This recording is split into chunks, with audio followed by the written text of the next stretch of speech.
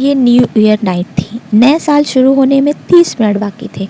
10 لڑکوں پر مسلط 14-15 سال کے لڑکوں کا وہ ایک گروپ پچھلے 2 گھنٹے سے اپنے اپنے موٹر سائیکل پر شہر کی مختلف سڑکوں پر اپنے کرتب دکھانے میں مصروف تھا۔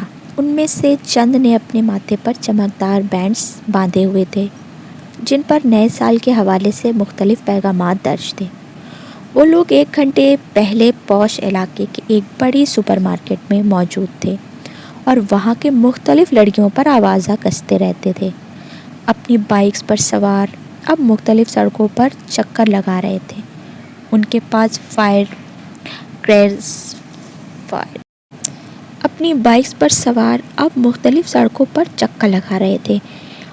پاس فائر کریکرز موجود تھے جنہیں وہ وقتاً چلا رہے تھے۔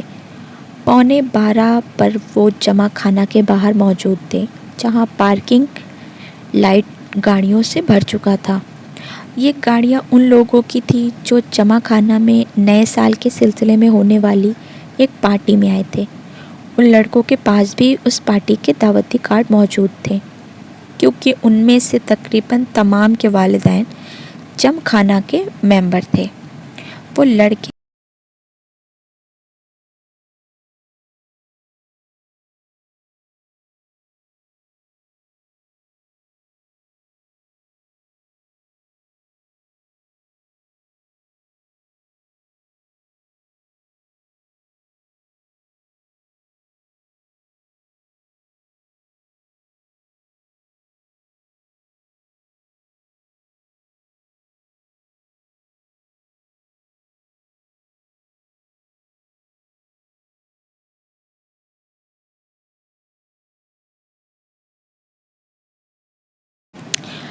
لڑکے اندر پہنچے تو 11:55 ہو رہے تھے۔ چند منٹوں بعد ڈانس فلور سمیت تمام جگہوں کی لائٹ آف ہو جانی تھی اور اس کے بعد باہر لان میں آتش بازی کے ایک نیا مظاہرہ کے ساتھ نئے سال کی شروعات ہونے پر لائٹ آن ہونا تھا اور اس کے بعد تقریباً تمام رات وہاں رش کے ساتھ ساتھ شراب پی جاتی جس کا انتظام نئے سال کی اس تقریب کے لیے جمع خانہ کے انتظار ماں خاص طور پر کرتی تھی۔ لائٹ آف ہوتے ہی وہاں ایک طوفان بدتمیزی کا آغاز ہو جاتا تھا اور وہاں موجود لوگ اسی طوفان بدتمیزی کے لیے وہاں آئے تھے۔ 15 سالہ وہ لڑکا بھی 10 لڑکوں کے اس گروپ کے ساتھ آنے کے بعد اس وقت ڈانس فلور پر راک بیٹ پر ڈانس کر رہا تھا۔ ڈانس میں اس کی مہارت قابل دید تھی۔ 12 بجنے میں 10 سیکنڈ جانے پر لائٹ آف ہو گئی اور ٹھیک 12 بجے لائٹ یکدم دوبارہ آن کی گئی۔ اندھیرے کے بعد سیکنڈ گننے والوں کی آواز اب شور، خوشی اور قہقہوں اور چیخوں میں بدل گئی تھی۔ چند سیکنڈ پہلے تھم جانے والا میوزک ایک بار پھر بجایا جانے لگا۔ وہ لڑکا اب اپنے دوستوں کے ساتھ باہر پارکنگ ایریا میں آ گیا جہاں بہت سے لڑکے اپنی اپنی گاڑیوں کے ہارن بجا رہے تھے۔ انہی لڑکوں کے ساتھ بیئر کے کین پکڑے وہ وہاں موجود ایک گاڑی کی چھت پر چڑھ گیا۔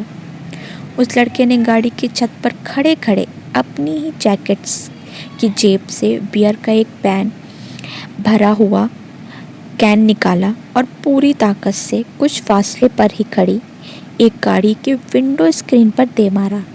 ایک دھماکے کے ساتھ گاڑی کی ونڈو اسکرین چور چور ہو گئی اور وہ لڑکا اطمینان کے ساتھ اپنے بائیں ہاتھ میں پکڑا کین پیتا رہا۔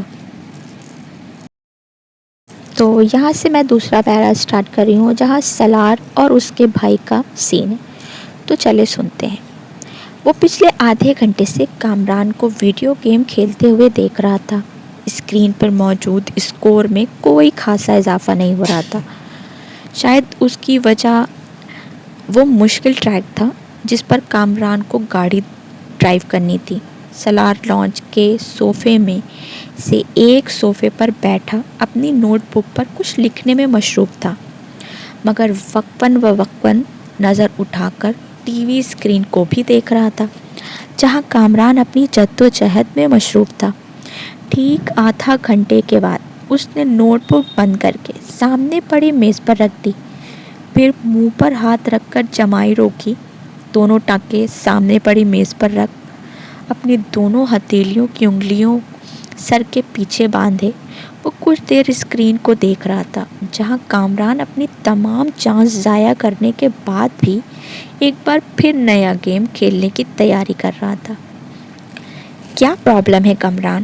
سالار نے کامران کو مخاطب کیا۔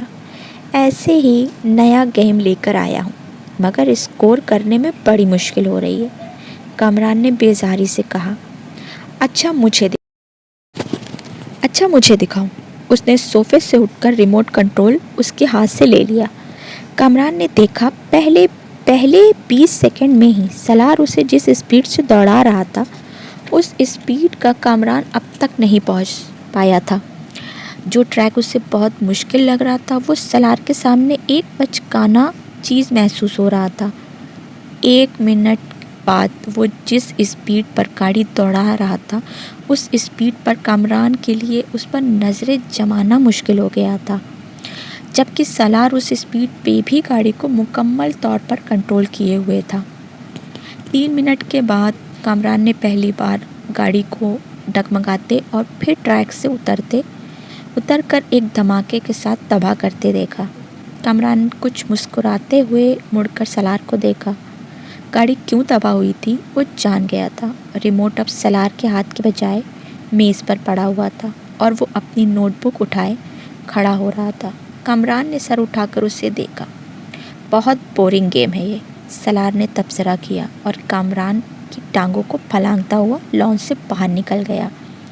کامران ہونٹ بھیجتے 7 ہنٹوں پر بنی اس اسکور کو دیکھ رہا تھا، جو اسکرین کے ایک کونے میں جگمگا رہا تھا۔